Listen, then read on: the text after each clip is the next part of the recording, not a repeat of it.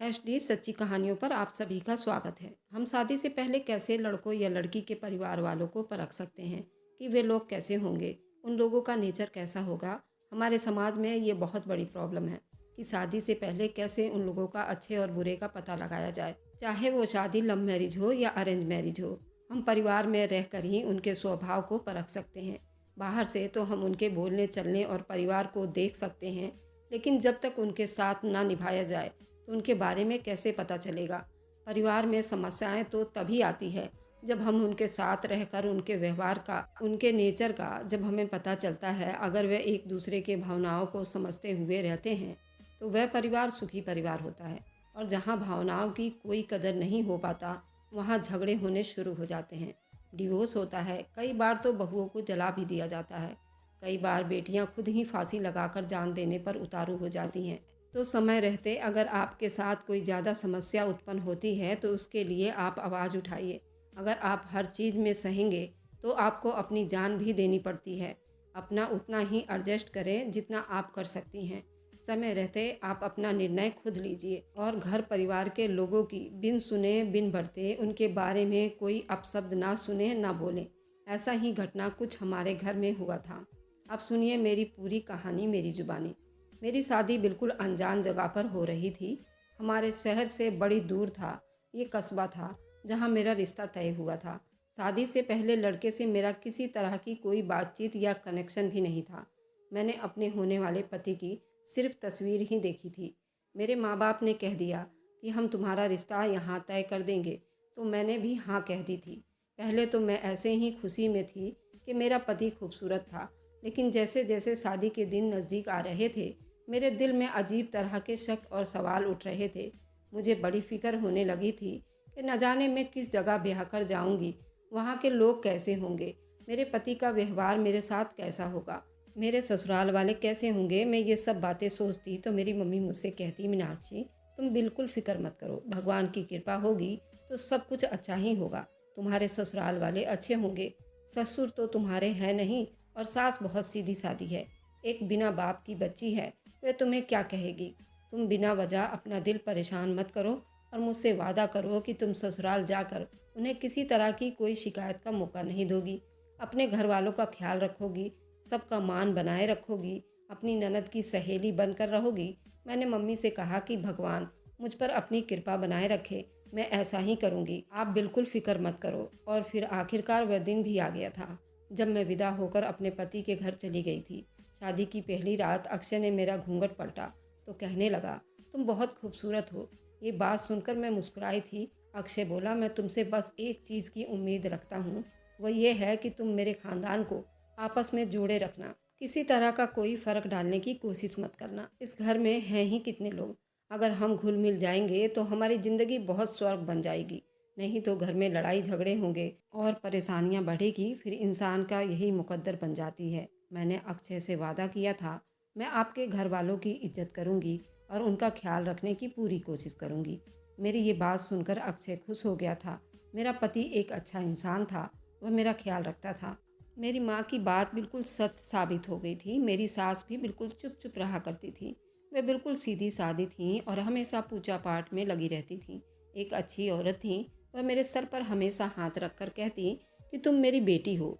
सास के लिए खाना लेकर जाती तो मुझे ढेरों सारे आशीर्वाद देती और कहती, मैं तुमसे बहुत खुश हूँ, मगर मेरे दिल में एक चीज़ का मलाल ज़रूर था। वह ये था कि मुझे मम्मी ने कहा था कि तुम अपनी ननद शिल्पा की सहेली बनकर रहना, मगर वह बहुत घमंडी तरह की लड़की थी। वह तो इंसान को इंसान ही नहीं समझती थी। मैं जब से ब्याह कर इस घर में आई थी उसने कभी भी मुझसे कोई बात करने की कोशिश नहीं की थी। वह सारा सारा दिन अपने कमरे में घुसी रहती थी। मेरा जी चाहता था मैं भी किसी से बोलूं, बात करूं।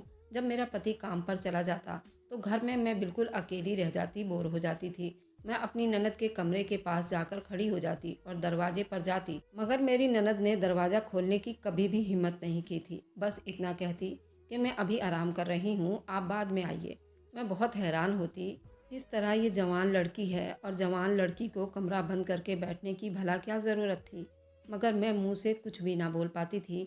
ये सब चीज़ देखकर मेरे दिल में मेरी ननद के लिए थोड़ा सा मैल आ गया था। मैं महसूस करने लगी थी वह अच्छी लड़की नहीं थी। वह अपने ही धुन में मगन रहती थी। मुझे शादी से पहले ही दिन उठकर किचन में काम करना पड़ा था। मेरी एक इकलौती ननद थी, वह तो इतना कर ही सकती थी। शादी की पहली सुबह मुझे नाश्ता बनाकर दे देती, मगर उसने उस चीज़ की तकलीफ़ भी ना उठाया, बल्कि मैंने ही शिल्पा को नाश्ता बनाकर दिया था। पहले तो मैंने ये बातें महसूस नहीं की थी, लेकिन अब महसूस करने लगी थी। मेरे हाथों से मेहंदी भी नहीं उतरी थी और मुझे किचन के सारे काम करने पड़ रहे थे। घर में एक जवान लड़की मौजूद थी, वह इतना तो एहसास कर ही सकती थी कि नई नवेली दुल्हन से कैसे काम लिया जाए। अब मैं भी अपनी ननद से पीछे हट गई थी। मैंने सोचा अगर यही मेरे साथ बात करना पसंद नहीं करती तो मुझे भी उससे दूरी बनाए रखना चाहिए। अगर वो मुझे पसंद नहीं करती तो ठीक है, मैं भी अपने काम से काम रखूंगी, बिना वजह किसी के कामों में दखल अंदाजी नहीं करूंगी। मेरी शादी को दूसरा महीना था और मैं घर के कामों में इस तरह उलझ कर रह गई थी कि मुझे बनने संवरने का भी टाइम नहीं मिल रहा था। एक दिन हमारी पड़ोसन घर आई तो कहने लगी, मीनाक्षी, तुमने अपना क्या हाल बना लिया है। तुम्हें देखकर तो ऐसा कभी भी नहीं लगता कि तुम नई नवेली दुल्हन हो। तुम जैसी औरतें तो श्रृंगार के बगैर नहीं रहती, वे बहुत जल्द अपने हस्बैंड के दिल से उतर जाती हैं। तुम्हारे हाथ में ना तो मेहंदी है और ना ही चूड़ियाँ हैं और ना होठों पर लाली है और ना ही आँखों में काजल है। क्या नई नवेली दुल्हन ऐसी होती हैं? तब मैं बोली, आंटी मैं क्या करूँ, घर के काम इतने होते हैं कि बस मैं उन्हीं में बिजी रहती हूँ। तो पड़ोसन कहने लगी, क्या तुम अकेली घर के काम करती हो? शिल्पा क्या करती है? मेरे लबों पर शिकवा सा आ गया था। मैं बोली, वह सारा दिन बेड तोड़ती रहती है। मेरी पड़ोसन कहने लगी, बात तो तुम बिल्कुल ठीक कह रही हो, वह तो है ही अजीब सी लड़की। इतना कहकर वह तो घर से चली गई थी, लेकिन मेरे दिल में शिल्पा के लिए नफरत ज़्यादा बढ़ गई थी। मेरा जी चाहता था कि मैं अक्षय से शिल्पा की शिकायत करूं और उससे कहूं कि आप हम दोनों के बीच में काम बांट दीजिए। मैं सारा दिन घर के काम में उलझी रहती हूँ, अपने लिए भी बिल्कुल टाइम नहीं निकाल पाती। लेकिन फिर ये सोचा कि मेरा पति मेरे बारे में क्या कहेगा। अभी उसको ब्याह कर आए हुए थोड़े ही दिन हुए हैं और ये मेरी बहन के खिलाफ बातें कर रही है। बस यही सोचकर मैं चुप कर जाया करती थी। एक दिन मैं किचन में काम कर रही थी कि मेरा पति बड़ी तेज़ी से मेरे पास आए थे। उन्होंने हाथ में बड़े बड़े पन्नी पकड़े हुए थे। मैं बोली, इन सब में क्या है? तो मेरा पति कहने लगा, आज तुम्हें दिल लगाकर ये सब चीज़ें पकानी हैं। आज किसी तरह की कोई कमी नहीं होनी चाहिए। जितने पकवान तुम्हें आते हैं तुम सब के सब पका देना। ये बात सुनकर मैं बड़ी हैरान हुई और बोली, क्या बात है अक्षय, हमारे घर में कोई मेहमान आ रहे हैं क्या? अक्षय ने हाँ में सिर हिला दिया था। कहने लगे, ऐसा ही है, मेरे बड़े पापा और बड़ी मम्मी आ रही हैं। मेरे पापा की मृत्यु से पहले और बाद में मेरे बड़े पापा और बड़ी मम्मी ही जिन्होंने हमें माँ बाप की कमी महसूस नहीं होने दी थी, क्योंकि वे मेरी बड़ी मौसी के हस्बैंड भी हैं। मेरी माँ उनकी बड़ी बहन है। दोनों बहनें एक ही घर में ब्याह कर आई थी। मेरी बड़ी मौसी मेरी बड़ी माँ भी हैं और उन दोनों ने माँ बाप दोनों का प्यार दिया है। वे एक बहुत अच्छे इंसान हैं, दूसरे शहर में रहते हैं, कभी कभार हमारे घर पर आ जाया करते हैं। हमारे साथ बिल्कुल ऐसा ही व्यवहार करती हैं जैसे वह हमारे सगे माँ बाप हों। आज उन्होंने मुझे फ़ोन करके बताया कि हमारे घर पर आने वाली हैं। ये बात मेरे लिए बड़ी खुशी की बात थी, इसलिए मैं ऑफिस से आधी छुट्टी लेकर घर आ गया हूँ ताकि तुम्हारी मदद भी कर सकूँ, घर के राशन के लिए चीज़ भी ला सकूँ। अब मेरी बड़ी मम्मी जितने दिन भी हमारे घर में रहेंगी, अब तुम्हारी ड्यूटी है, तुम्हें उन्हें हर तरह से राज़ी करना है। मैं बोली, अच्छा बड़ी मम्मी बड़े पापा आ रहे हैं तो इसका मतलब है शिल्पा भी बहुत खुश होगी। अक्षय के चेहरे पर थोड़ा सा मायूसी सा छा गया था। वह कुछ सोच में पड़ गया था। फिर छोटी सी हंसी हंसकर बोला, हाँ वह भी तो खुश होगी, इस बात से तो उसने भी खुश होना है। इतना कहकर अक्षय मेरे साथ प्याज काटने में लग गए थे। हम दोनों पति पत्नी पहली बार मिलकर किचन में काम कर रहे थे। मैं बहुत खुश थी। मुझे बिना देखे ही अक्षय की बड़ी मम्मी और बड़े पापा अच्छे लगने लगे थे। उनके आने की खुशी में मेरे पति ने मेरे साथ हेल्प भी करवाई थी, मेरा एहसास भी किया था। शाम के 4 बजे करीब में बड़े मम्मी बड़े पापा आ गए थे। वे मेरे साथ बहुत प्यार से मिल रहे थे। अक्षय से कहने लगे, तेरी पत्नी तो बहुत अच्छी है, मुझे उम्मीद है कि तुम उसको खुश भी रखते होगे, इसका दिल बहुत बड़ा है। अक्षय कहने लगा, जी बड़ी मम्मी ऐसा ही है, मैं अपनी पत्नी का बहुत ख्याल रखने की कोशिश करता हूँ। मैं झटपट में सारे पकवान बड़ी मम्मी और बड़े पापा के सामने सजा चुकी थी। बड़ी मम्मी बड़े पापा कहने लगे, इस तकलीफ़ की क्या ज़रूरत थी, मुझे पहले ही पता था ये सब अक्षय ने ही किया होगा। इन सब चीज़ों की इतनी ज़रूरत क्या थी बेटा, हम भी तो इस घर के मेंबर हैं। बड़ी मम्मी, हमने कौन सा ये सब मजबूरी के तहत किया है, ये सब तो आपकी मोहब्बत में ही तो किया है। आप खाओगी तो हमें अच्छा भी लगेगा। बड़ी मम्मी ने सारे खाने को अच्छे तरीके से चखा था और बहुत तारीफ़ें भी की थी। वह कहने लगी, जिस तरह तुम खुद बहुत खूबसूरत हो वैसे ही तुम्हारे हाथ का स्वादिष्ट खाना बहुत अच्छा था। भगवान तुम पर अपना कृपा बनाए रखे, दूधो फूलो पूतो नहाओ। मैंने ये बात महसूस की थी कि बड़ी मम्मी और बड़े पापा आए हुए 2 घंटे हो चुके थे, लेकिन अभी तक शिल्पा अपने कमरे से नहीं निकली थी। उसने बड़ी मम्मी और बड़े पापा से मिलने में किसी तरह की कोई दिलचस्पी नहीं दिखाई थी। मैं बर्तन उठाकर किचन में आ गई थी और बर्तन धोने में बिजी हो गई थी। जब अक्षय मेरे पास आ गए थे, वह कहने लगे, जाओ जाकर शिल्पा को बुलाकर लाओ। उसे कहो कि तुम्हारे बड़ी मम्मी और बड़े पापा ने भेजा है, आकर उन लोगों से मिल लो। अक्षय का शब्द थोड़ा सख्त हो गया था। मैंने हाँ में सिर हिलाया और शिल्पा के कमरे में चली गई। मैंने दरवाजे पर पहुंची, लेकिन शिल्पा ने अपना दरवाज़ा नहीं खोला था। मैंने फिर से दरवाजे को बजाए, मगर अंदर से किसी तरह का कोई जवाब नहीं आया था। फिर मैं बोली, शिल्पा दरवाज़ा तो खोलो, मैं तुम्हारे लिए तुम्हारे भाई का संदेश लेकर आई हूँ। अक्षय कह रहे हैं कि जल्दी से बाहर आकर बड़ी मम्मी से मिल लो। ये बात सुनकर शिल्पा ने अपने कमरे का दरवाज़ा खोल दिया था। उसके माथे पर थोड़े बल पड़ गए थे। वह कहने लगी, एक तो ये औरत अपने घर में नहीं बैठती, हर दूसरे दिन मुंह उठाकर हमारे घर पर आ जाती है। ये बात मुझे बड़ी हैरान करने वाली महसूस हुई थी। शिल्पा का भाई था, मौसी के आने की खुशी में फूले नहीं समा रहा था, और ये एक थी, वह अपने कमरे से बाहर ही नहीं निकल पा रही थी, उनके पाँव तक नहीं छुए। खैर, शिल्पा बड़ी मजबूरी में अपने कमरे से बाहर निकली थी, बड़ी मम्मी को नमस्ते किए और उनके पाँव छुए वापस अपने कमरे में चली गई थी। मुझे ये सब बहुत अजीब लग रहा था, मगर मैंने किसी से भी इसके बारे में बात ही नहीं कर सकती थी, क्योंकि मुझे किसी का जवाब नहीं मिल पाता था। अक्षय से बात करती तो उन्हें गुस्सा आ जाना था। शिल्पा तो ऐसी थी ही, मुझे अपने मुंह भी नहीं लगाती थी। और जहाँ तक बड़ी मम्मी की बात थी, वह तो मेहमान औरत थी, उनसे ऐसी कोई बात नहीं पूछ सकती थी, इसलिए मैं चुप ही रही। अगले दिन अक्षय ने मुझसे कहा था कि बड़ी मम्मी के लिए अच्छे से खाना बनाना है। मैंने उनसे कहा कि मैं ऐसा ही करूँगी। मैंने बड़ी मेहनत से नाश्ता तैयार किया था। फिर हम चारों ने मिलकर नाश्ता किया। बड़े पापा का नाश्ता खाना तो मैं उनके कमरे में ही पकड़ा कर आ जाती थी, क्योंकि वह हमारे साथ बैठकर खाना नहीं खा सकते थे, और शिल्पा का नाश्ता भी मैंने उसे वहीं पर दे आई थी। अक्षय खाने से फ्री हुए ऑफिस के लिए निकल गए थे और मैं बर्तन उठाकर किचन में आ गई थी।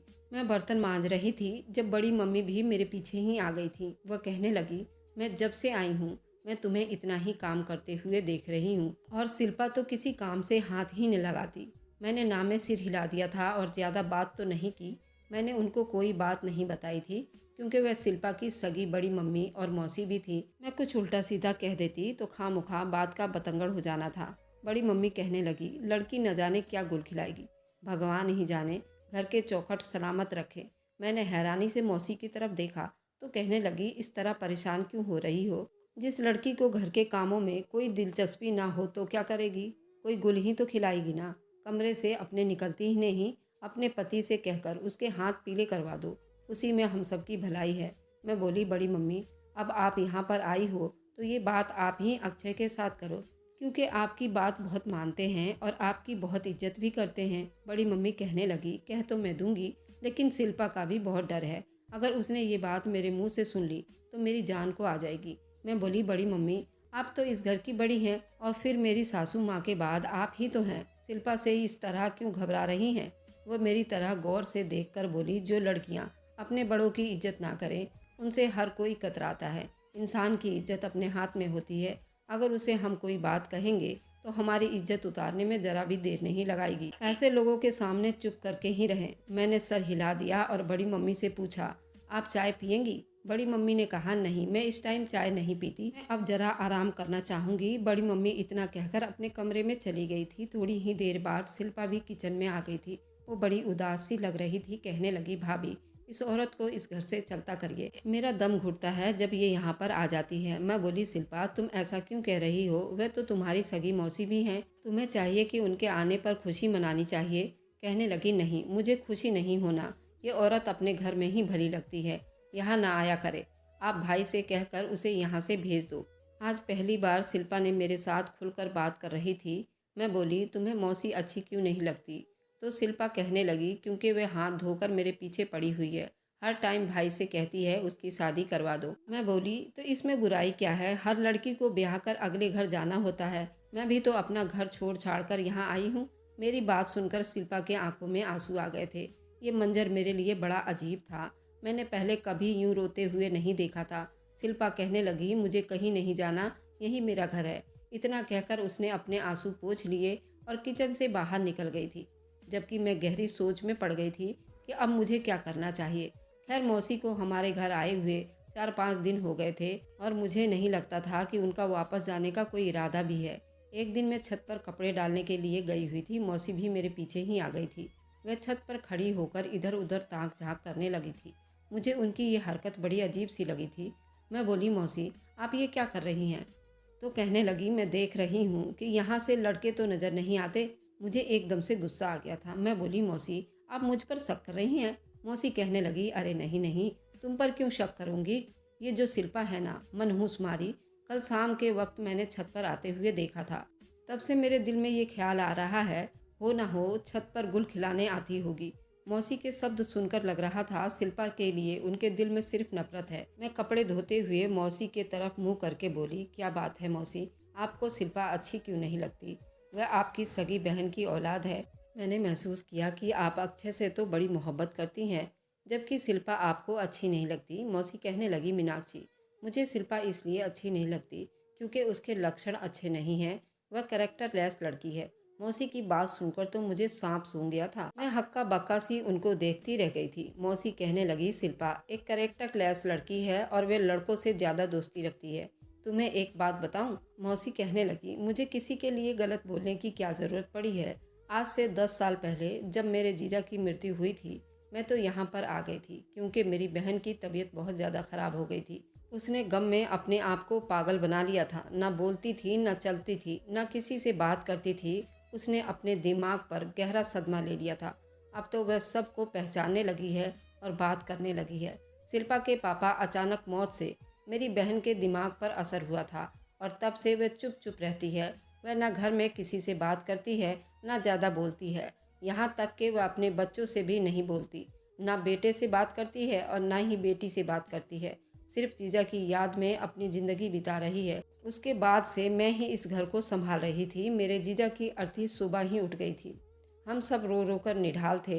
हर कोई रो रहा था, मगर मैं उस टाइम खुद को जज्बाती नहीं कर सकती थी। मैंने अपने आंसू पोंछ लिए और अक्षय के पास जाकर बैठ गई। मैंने उसे खूब दिलासे दिए और फिर मैं शिल्पा के तलाश में निकल गई। यहाँ वहाँ ढूंढती रही, मगर वह मुझे कहीं भी नज़र नहीं आ रही थी। फिर मैं उसके कमरे में चली गई। सामने का मंजर देखकर तो मेरी जान ही निकल गई थी। शिल्पा किसी लड़के के बाहों में झूल रही थी। उस कमबख्त मारी को इतना भी ख्याल नहीं आया कि अभी थोड़ी ही देर पहले ही तो उसके पापा की मृत्यु हुई है और उनका थोड़े देर पहले ही अंतिम संस्कार हुआ है और मैं ये हरकतें कर रही हूँ। मैं बोली, शिल्पा ये सब क्या है? मेरी तरफ देख कर तो शिल्पा सुन सी हो गई थी। वह तो बुत बनकर मुझे हैरानी से तकती रह गई थी, जबकि वह लड़का तो बड़ा तेज तर्रार निकला था। मुझे देखते ही भाग खड़ा हुआ। लड़के के जाने के बाद शिल्पा ने भी हिम्मत पकड़ी थी। वह कहने लगी, मौसी मुझे माफ़ कर दीजिए, मुझे नहीं पता था ये लड़का कौन था। मैं बोली, अगर तुम्हें पता नहीं था ये लड़का कौन है तो उसके साथ चिपक कर क्यों बैठी थी? वह कहने लगी, मौसी आपको मेरे मरे हुए पिता की कसम है, मुझे रुस्वा होने से बचा लीजिए। मैंने अपने जीजा की कसम सुनकर ये बात दबा ली थी। मुझे तो उस पर शक है, वह अभी भी गलत चीज़ों में पड़ी हुई है। एक बार गंदी आदत पड़ जाए तो इतनी जल्दी आदत नहीं छूटती। तुम्हें अपने पति की इज्जत का ख्याल रखना होगा, उस लड़की पर ध्यान देना होगा। ये ना हो कि बाद में तुम और तुम्हारा पति बस हाथ मलते रह जाएं। मौसी की बातें सुनकर मैं तो हक्का बक्का सी रह गई थी। मुझे आज समझ में आया था कि शिल्पा अपने कमरे में ही क्यों बैठी रहती है। शायद वह फ़ोन पर लड़कों से बातें करती होगी, जब ही तो उसे बाहर आने की फुर्सत नहीं मिलती। मौसी की बातें सुनकर मुझे शिल्पा से बहुत नफरत हो गई थी। जी चाहता था कि उसका ये सच दुनिया वालों के सामने लाकर उसे रुस्वा कर दूं, मगर फिर मेरी आंखों के सामने अक्षय की सूरत घूम जाती थी। वह तो एक अच्छा इंसान था, मैं उसको लोगों के नज़रें चुराते हुए नहीं देख सकती थी। कपड़े वगैरह धोकर मैं नीचे आ गई थी। सारा दिन मैं मौसी की बातों में ही निकाल दिया था और ये सोचती रही। रात का खाना पकाते हुए भी मैं चिढ़ती रही। अब मैं नौकरानी की तरह थाली सजाकर उस कैरेक्टर लेस लड़की को खाना देने जाऊंगी। मैंने खाना लगा दिया था। सबके सामने खाना रखकर मैं शिल्पा के लिए भी खाना निकालकर उसके कमरे के पास जाकर खड़ी हो गई थी। मैंने दरवाजे पर पहुंची, मगर फिर सोचा इस चीज़ की कोई ज़रूरत नहीं है, मुझे देखना तो चाहिए आखिर वह क्या कर रही है। मैंने एक झटके से दरवाज़ा खोल दिया। तो अंदर का मंजर देखकर मेरा दिल दहल गया था। सामने ही बेड पर शिल्पा बैठी हुई थी। वह उस वक्त उसका पूरा बदन कुंवारी लड़की की तरह बिल्कुल नहीं लग रहा था।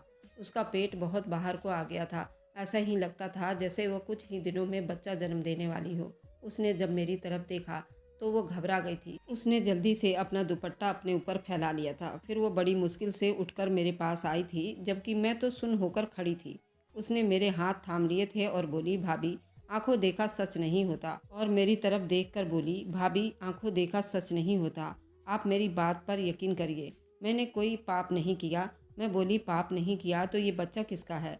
उसने मेरा हाथ थाम लिया और बोली, मैं आपको सारी बात बता देती हूँ। तभी अक्षय की आवाज़ आई थी। वो कहने लगा, मीनाक्षी अब बाहर भी आ जाओ। शिल्पा के मुंह में तोड़ तोड़ कर निवाला खिलाओगी क्या?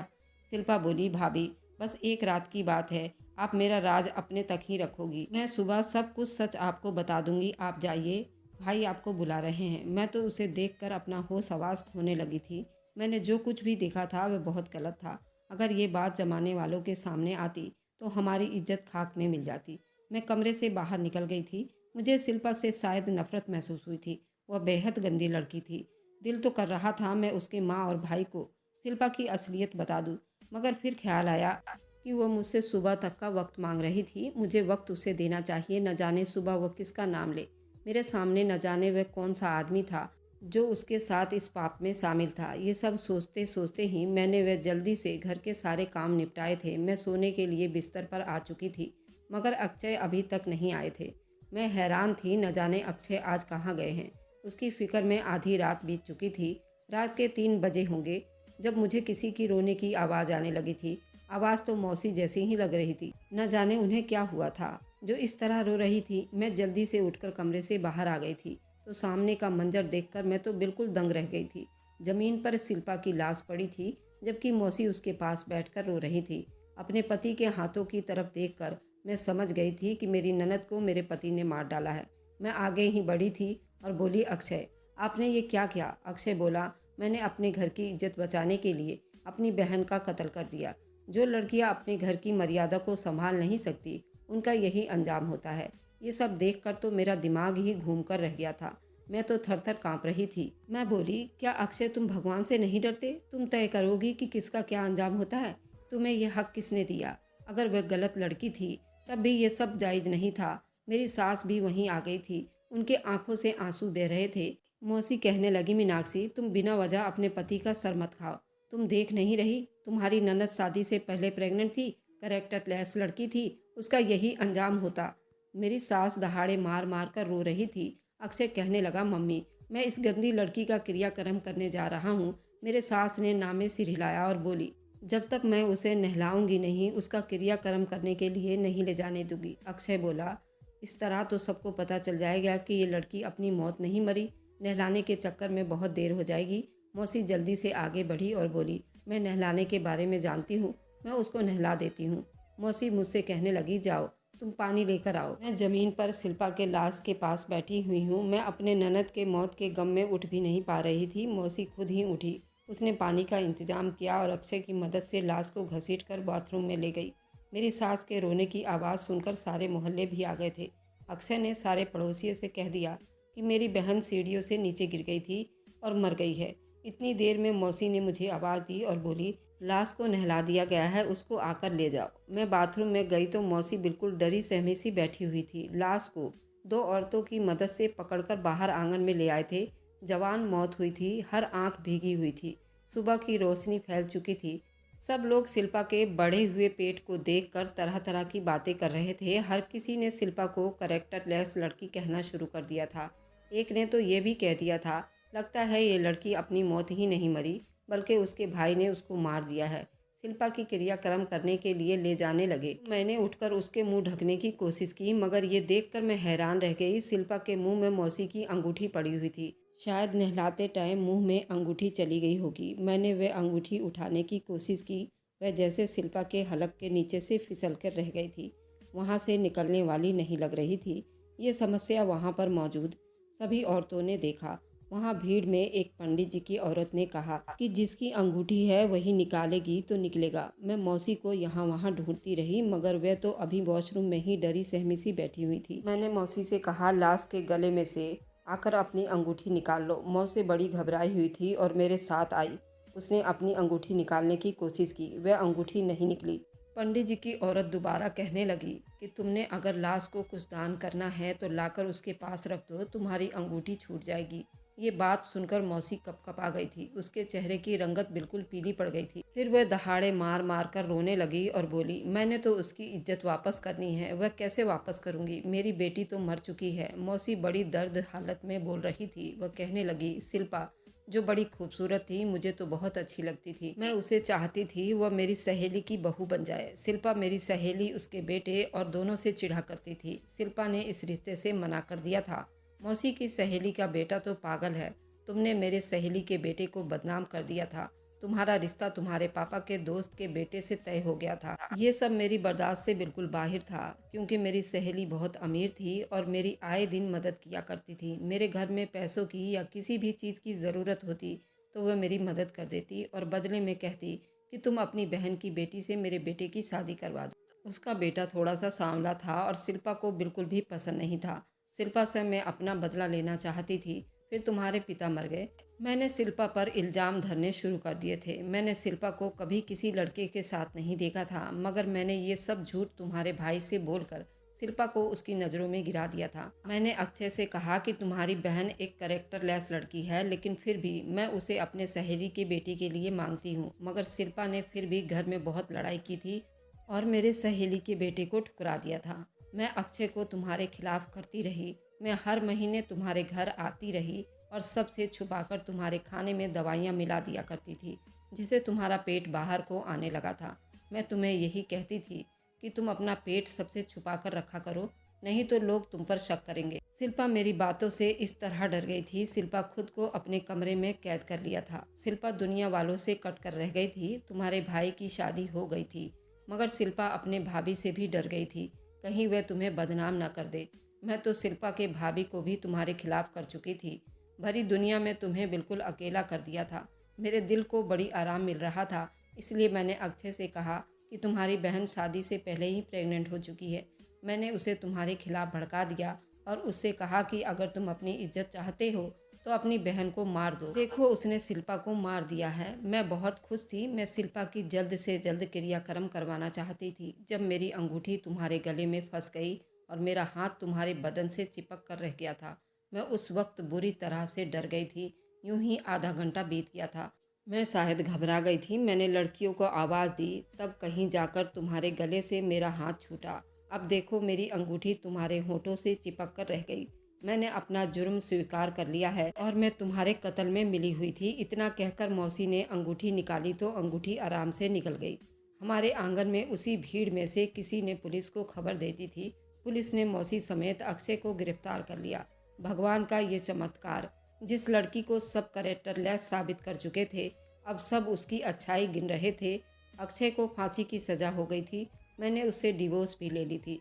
मैं एक कातिल के साथ नहीं रह सकती थी। मौसी की जितनी भी ज़िंदगी बची है वह अब जेल के सलाखों के पीछे कटेगी और मैं अपने सास को लेकर अपने घर रहती हूँ और जॉब करती हूँ। मैं अपने सास की सेवा करती हूँ, क्योंकि मेरी सास बहुत अच्छी औरत हैं और उन्होंने कहा कि तुम भी अपना जीवन साथी चुन लो।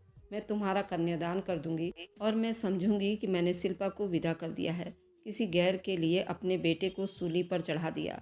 ये कहाँ का इंसाफ है? अगर उसे वह लड़का पसंद ही नहीं था तो उसमें शिल्पा की क्या गलती थी? क्या किसी को नापसंद करने की सज़ा मौत होती है क्या? अगर आपको आज की कहानी पसंद आई है तो वीडियो को ज़रूर लाइक कीजिएगा और अपने दोस्तों के साथ शेयर भी कीजिएगा। और हाँ, अगर आपने अभी तक हमारे चैनल को सब्सक्राइब नहीं किया है तो ज़रूर सब्सक्राइब कर ले। मिलते हैं हम अपनी कल की एक नई दिलचस्प कहानी के साथ। मुझ पर सदा अपना प्यार और स्नेह बनाए रखें। सभी को मेरा प्यार भरा नमस्कार दोस्तों।